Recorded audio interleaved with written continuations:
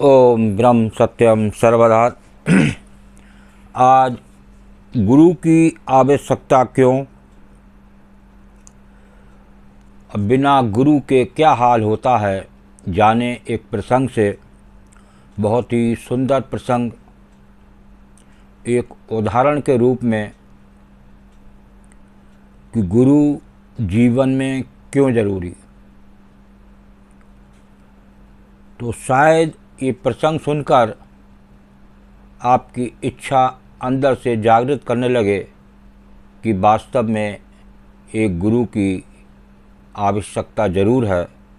तो आइए श्रवण करते हैं एक प्रसंग। एक गाय घास चरने के लिए एक जंगल में चली गई। शाम ढलने के करीब थी। उसने देखा एक बाघ उसकी तरफ दबे पांव बढ़ रहा है। वो डर के मारे इधर उधर भागने लगी। वो बाघ भी उसके पीछे दौड़ने लगा। दौड़ते हुए गाय को सामने एक तालाब दिखाई दिया। घबराई हुई गाय उस तालाब के अंदर घुस गई। गाय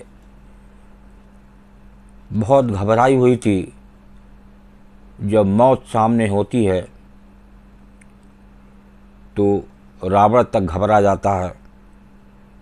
कोई जो तीनों लोकों का स्वामी था,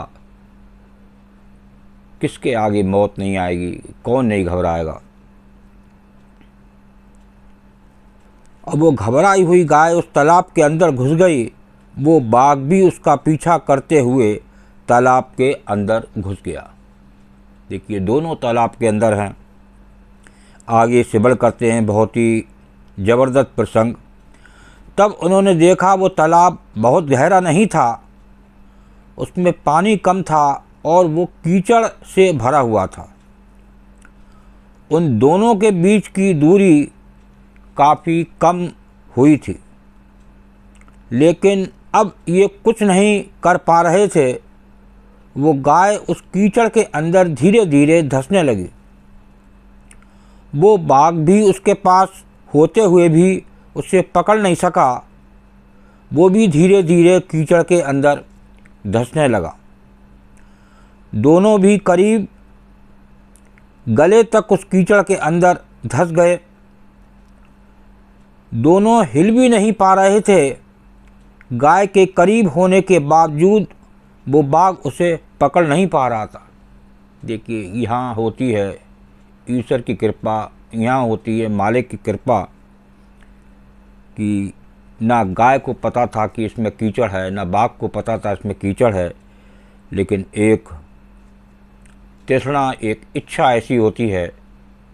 उसको गाय का शिकार करना था, लेकिन वो प्रभु, वो मालिक उस गाय के साथ था। तो देखिए, आगे श्रवण करते हैं।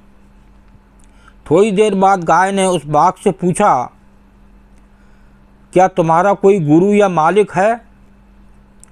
तो बाघ ने गुर्राते हुए कहा, मैं तो जंगल का राजा हूँ, मेरा कोई मालिक नहीं, मैं खुद ही जंगल का मालिक हूँ। गाय ने कहा, लेकिन तुम्हारे उस शक्ति का यहाँ पर क्या उपयोग है? उस बाघ ने कहा, तुम भी तो फंस गई हो और मरने के करीब हो, तुम्हारी भी तो हालत मेरे जैसी है। गाय ने मुस्कुराते हुए कहा, बिल्कुल नहीं, मेरा मालिक जब शाम को घर आएगा और मुझे वहाँ पर नहीं पाएगा तो वो ढूंढते हुए यहाँ ज़रूर आएगा। देखिए, ये होती है मालिक की कृपा। और मुझे इस कीचड़ से निकाल कर अपने घर ले जाएगा। तुम्हें कौन ले जाएगा?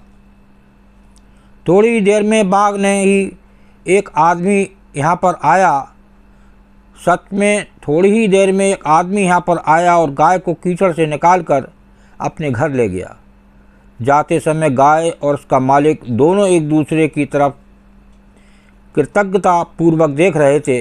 वे चाहते हुए भी उस बाघ को कीचड़ से नहीं निकाल सकते थे, क्योंकि उनकी जान के लिए वो खतरा था। गाय समर्पित हृदय का प्रतीक है, बाघ अहंकारी मन है, मालिक सतगुरु का प्रतीक है, कीचड़ ये संसार है और ये संघर्ष अस्तित्व की लड़ाई है।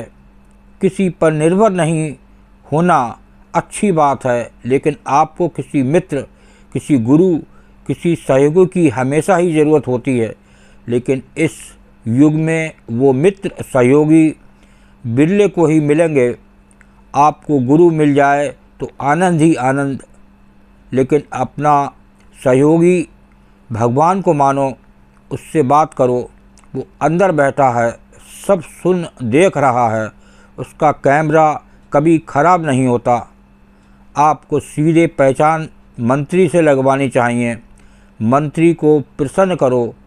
ये नीचे के कर्मचारी क्या हैं उसके सामने, जिसे मालिक तारे उसे कौन मारे। ओम श्री गुरुवे नमः।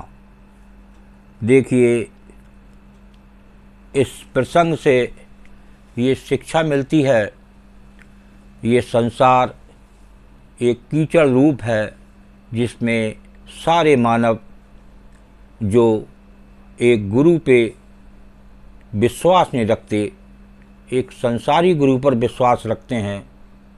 और अगर वो जो गुरु है,